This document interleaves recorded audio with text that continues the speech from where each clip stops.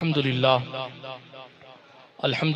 मुनशिल खल्क़ि मिन अदमी सुम्मस्सलातु अलल मुख्तारि फिल क़िदमी अमिन तज़क्कुरि जीरानिम बिज़ी सलमी मज़ज्तदम अन जरामिम मुक़लतिम बिदमी मौलाया सल्लि व सल्लिम दाइमन अबदन अला हबीबिका खैरिल खल्क़ि कुल्लिहिम मुहम्मदुन सय्यिदुल कौनैनि वस्सक़लैन वल फ़रीक़ैनि मिन उर्बिन व मिन अजम हुवल हबीबुल्लज़ी तुरजा शफ़ाअतुहु लिकुल्लि हौलिम मिनल अहवालि मुक़्तहिम सुम्मा रिदा अन अबी बकर व अन उमर व अन अली व अन उस्मान ज़िल करमी वल आलि व सहाबी सुम्मा ताबिईन लहुम अहलि तुक़ा वन नुक़ा वल हिल्मी वल करमी या रब्बी बिल मुस्तफ़ा बल्लिग़ मक़ासिदना या रब्बी बिल मुस्तफ़ा बल्लिग़ मक़ासिदना या रब्बी बिल मुस्तफ़ा बल्लिग़ मक़ासिदना वग़फ़िर लना मा मज़ा या वासिअल करमी अम्मा बाद फ़अऊज़ु बिल्लाहि मिनश शैतानिर रजीम बिस्मिल्लाहिर रहमानिर रहीम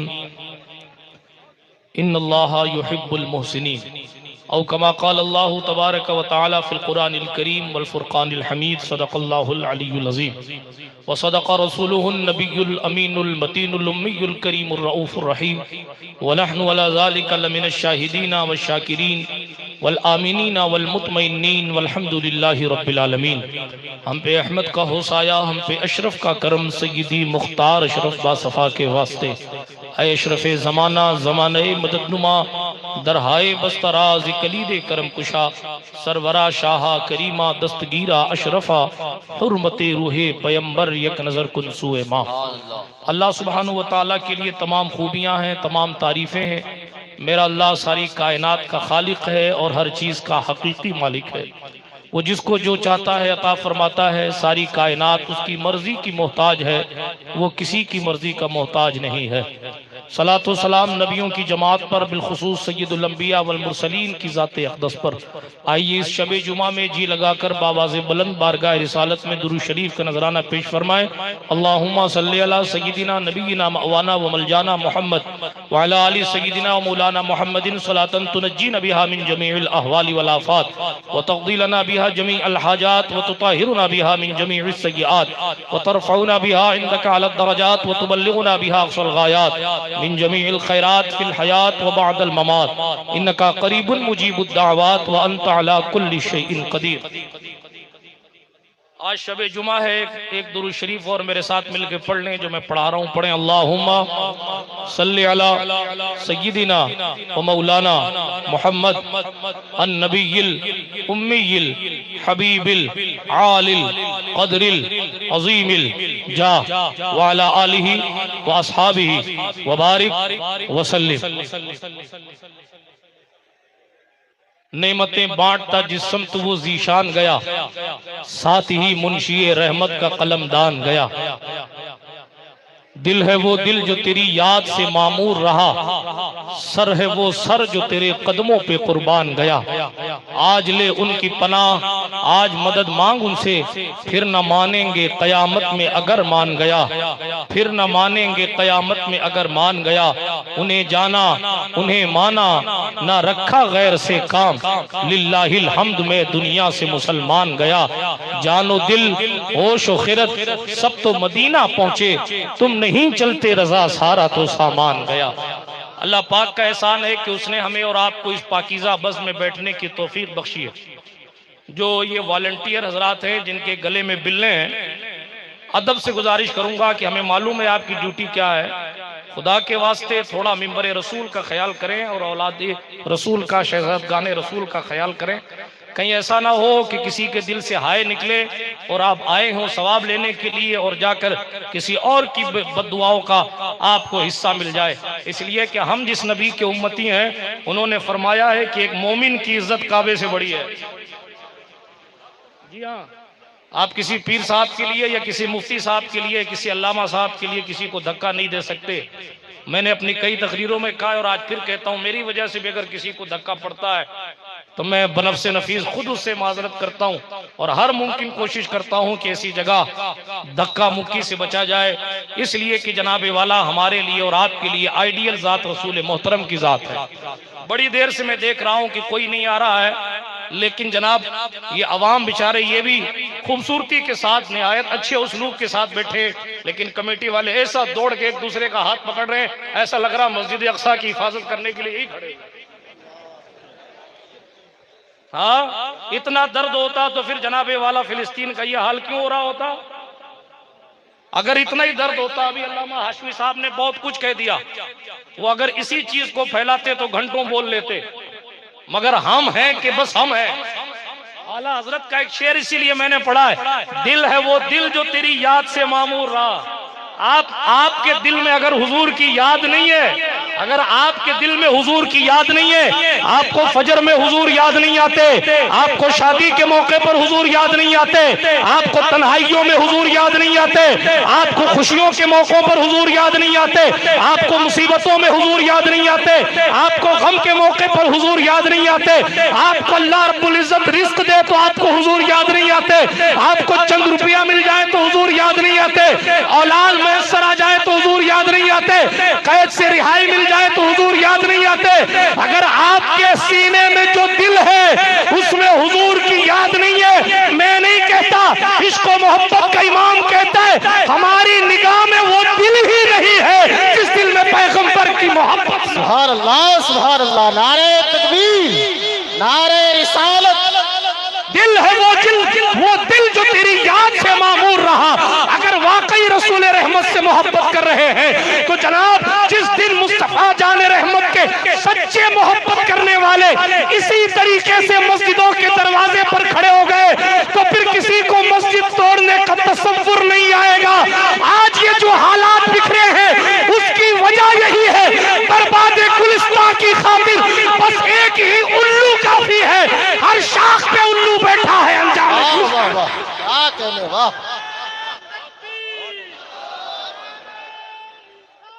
या रसूल अल्लाह, जिंदाबाद जिंदाबाद। अपनी मेहनतों को पहचाने, अपनी खिदमतों को पहचाने। आपकी ड्यूटी सिर्फ जलसों में जाना नहीं है। अगर आप ये चाहते हैं कि इस्लाम का परचम बुलंद रहे तो मेरे पैगंबर ने 1500 साल पहले कहा था, अल इल्मु हयातुल इस्लाम, इस्लाम की जिंदगी एजुकेशन के दामन। सुभान अल्लाह, सुभान अल्लाह, माशाअल्लाह, क्या कहने। मगर हम इल्म के नाम पर कोरे, हमें सुन्नत मुअक्कदा और गैर मुअक्कदा का पता नहीं है। और बात जनाबे वाला साहबी रसूल पर हो रही है। माफ कीजिएगा मेरे जुमले कभी कभी तल्ख हो जाते, मगर अपने भी खफा मुझसे हैं, बेगाने भी नाखुश। मैं जहर हलाहिल को कभी कह न सका कंस, बात वही कहता हूँ समझता हूँ जिसे हक, ना अबलाए मस्जिद हूँ ना तहजीब का फर्जंद। आपसे सिर्फ इतना कहना है, यह आपकी मोहब्बत रसूल है, यह आपका ईमान है कि एक मुस्तफा के नामूस पर बात करने वाले शख्स के लिए आपने तमाम आसाइश को छोड़कर यहाँ ठंडक में आकर बैठे हैं। आपको इस बात की मुबारकबाद कि आपके सीने में अब भी ईमान की रमक बाकी है। बस उसी चिंगारी को शोला जव्वाला बनाने की जरूरत है। नहीं समझे शोला जव्वाला क्या होता है? बाद में पीर इरफान शाह साहब से समझ लीजिएगा कि आपको बताएंगे शोला जव्वाला क्या होता है। तवज्जो है आपकी, सिर्फ इतना अर्ज कर रहा था, आपका यहाँ आना, जलसों में जाना, उलमा की जियारत करना, सादात से मोहब्बत करना, ये इस बात की दलील है कि अब भी आपके दिल में ईमान है। ईमान आपको यहाँ खींच कर लाया है, कशिश आपको खींच कर लाइए। इसी ईमान को इतना बढ़ाना है कि आप मोमिन होने के साथ साथ मोमिन कामिल हो जाएं, आप आशिक़े रसूल हो जाएं। और जब आशिक़े रसूल बंदा होता है तो कहता बस उन्हें जाना उन्हें माना, न रखा गैर। सुभान अल्लाह। हमारी जिंदगी में तो काम ही सारा गैर से ही है। माफ कीजिएगा, वो आला हजरत थे जो कह गए न रखा गैर से काम। हाँ, आला हजरत बनने की कोशिश लोग बहुत करते हैं, लेकिन जनाब न रखा गैर से काम की मंजिल नादखां की जबान से अच्छा लगता है ये जुमला, खतीब की जबान से अच्छा लगता है ये जुमला, मगर जनाब आपने कहा गैर से काम नहीं रखा? आपके तो सारे काम गैर से हैं।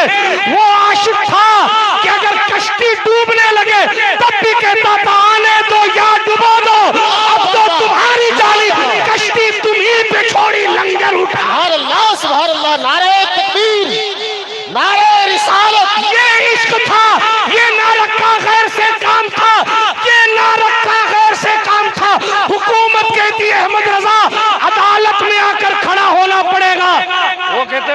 अदालत को अदालत ही नहीं मानता, इसलिए कि वहां इंसाफ नहीं होता है। मैं इसको कचहरी कहता हूं, मैं इसको दीवान कहता हूं, अदालत नहीं मानता। ये था न रखा गैर से काम। वो नानपारे के नवाब का कासिद आकर कहता, हमारे पीर साहब के लिए एक कसीदा लिख दो, बहुत पैसे मिलेंगे।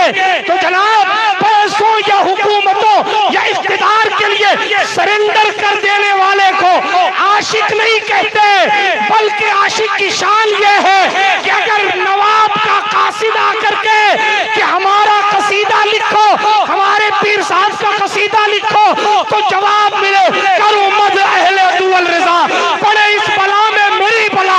अरे मैं गदा हूं अपने करीम का। सुभान अल्लाह, सुभान अल्लाह, क्या कहेंगे। ये है न रखा गैर से काम। आपको तो मदरसे से कोई काम नहीं, आप क्या कह रहे हैं न रखा गैर से काम। आपको तो जनाबे वाला मोहब्बत रसूल और अदब से कोई सरोकार ही नहीं, आप क्या कह रहे हैं न रखा गैर से काम। अपनी जिंदगियों में आप खुद से पूछें कि आपने 24 घंटे में कितने मिनट दीन की खिदमत की है। बस कोई लंबी चौड़ी तकरीर नहीं, रोजाना सोने से पहले सोचिएगा 24 घंटे में कितने मिनट मैंने दीन को दिए। बस आप अपने घर के प्रधानमंत्री हैं, आप अपने घर के राष्ट्रपति हैं, अपने घर का माहौल दीनी बनाइए। देखिए इनकलाब कैसे आता है। इनकलाब सिर्फ बातों से नहीं आता, इनकलाब कैरेक्टर से आता है, इनकलाब किरदार से आता है। बात दूर नहीं ले जाना चाहता, लेकिन अर्ज कर रहा था, आज हमारी रगे ईमान फड़कती है कि मुसलमानों के साथ क्या हो रहा है।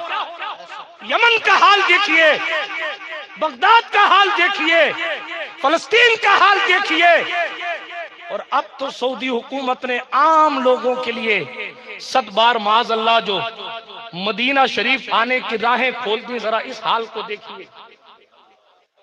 उस कौम का जुमला बुरा लगे या सख्त लगे तो माफ कीजिएगा, हिज़्ब मुखालिफ का एक ठेले वाला भी अपने ठेले पर झंडा लगाकर फख्र महसूस कर रहा है, और मेरी कौम शादियों में नाच रही है। और क्या हम तो बड़े आशिक लोग झूठ बोलते हो, घोटाला कर रहे हो। मैंने पिछली किसी तकरीर में कहा है, अगर हम अपने घोटाले खत्म कर दें तो हुकूमतों के घोटाले इंशाअल्लाह ऑटोमेटिक खत्म हो जाए। हम कुदरत के साथ घोटाला कर रहे हैं, गरीब नवाज सरकार के साथ माज़अल्लाह रब्बुल आलमीन धोखा कर रहे हैं। घोटाला बवाना धोखा। अल्लाह कहता नमाज पढ़ो, मगर माफ कीजिएगा हमारी जिंदगी में कितनी नमाज की अहमियत है वो आप भी जानते हैं, मैं भी जानती हूँ। ये सारे मस्जिद वाले इमाम तशरीफ फरमाए, ये सब जानते हैं कि क्या हाल है। लाभ नहीं आएगा। ये फूलों की पत्तियां जो मेरे भाई हाथ में लेकर खड़े ना, ये पत्तियां भी तस्बीह करती हैं, अल्लाह का जिक्र करती हैं, इसीलिए इनको कब्रों पे डाला जाता है। आप जामसर की इस नगरी में, सादात नगरी में आने वालों, अपने दिल से जरा पूछो, क्या हम इन पत्तियों की भी औकात नहीं रखते? ये पत्तियां भी अल्लाह का जिक्र करती है, इसीलिए हुजूर ने फरमाया है ये खजूर की शाख रख दो, जब तक सूखेगी नहीं तब तक जिक्र करती रहे, जब तक पत्ती नहीं सूखेगी तब तक अल्लाह का जिक्र करती। इसीलिए हम कब्र पर डालते हैं कि गुनहगार हो जाएगा, गुनहगार होगा तो इसके जिक्र की बरकत से अल्लाह उसके गुनाहों को माफ कर देगा, और नेकोकार होगा तो इन पत्तियों की जिक्र की बरकत से अल्लाह दर्जों को बुलंद कर देगा। मगर हम इंसान होकर 7 दिन में एक बार 2 रकात के लिए मस्जिद जाते हैं, और कई कई तो ऐसे हैं जिनको 7 दिन में भी जाने की तौफीक नहीं होती, और उसके बाद बातें आसमानी कर रहे होते। हम तो हम हैं, फजले ईमा पे है फजले नसब भी मौकूफ, बू लहब के भी लगा हाथ ना तब्बत के सिवा।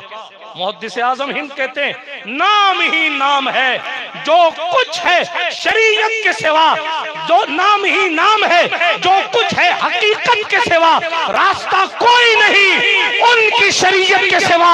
और मर्तबा हजरत सिद्दीक का ये है सैयद, हर फजीलत के वो जामे है नबूवत के। सुभान अल्लाह, सुभान अल्लाह। लेकिन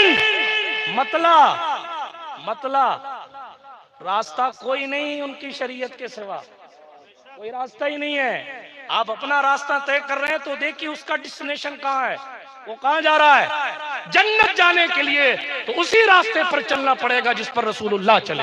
मैं अर्ज ये कर रहा था, आप सारे आलम में जब इस्लाम का ये हाल देखते हैं तो दिल तड़पता है, और ईमान वाले का तड़पता है। परेशानी, मैंने ऐसे ऐसे लोगों को भी देखा है जो तन्हाइयों में बैठकर फिक्र उम्मत पर रोते हैं। आज की तारीख में भी ऐसे ऐसे लोगों को भी देखा। अल्लाह उनकी जज्बात को सलामत रखे। लेकिन तवज्जो के साथ बात मैं अर्ज कर रहा हूं, तेजी के साथ सुन लीजिए। अर्ज ये कर रहा था, हम और आप जब देखते हैं ये मुसलमान के खिलाफ नए नए कवानीन, और ये सिर्फ हिंदुस्तान की बात नहीं है, पूरी दुनिया में इस वक्त हाहाकार मचा हुआ। जिनको हम सो कॉल्ड इस्लामी ममालिक कहते हैं, उनकी क्या हालत है वो भी अब सोशल मीडिया की वजह से हमारी निगाहों से छुपी हुई नहीं है। हमें अपनी हद का पता नहीं, यही वजह है। जुमला तल्ख लगे तो मैं तमाम अहले खानका से माफी चाहता हूं, लेकिन जिस फ्रांस के प्रधानमंत्री से तुर्की के राष्ट्रपति ने हाथ मिलाना गवारा न किया, उसके गुस्ताखे रसूल होने की वजह से आप तसव्वुफ के नाम पर उसको चादरें पेश कर रहे हैं महबूब इलाही के आस्थाने पर। बेज़मीरी के इंतहा नहीं हो गई।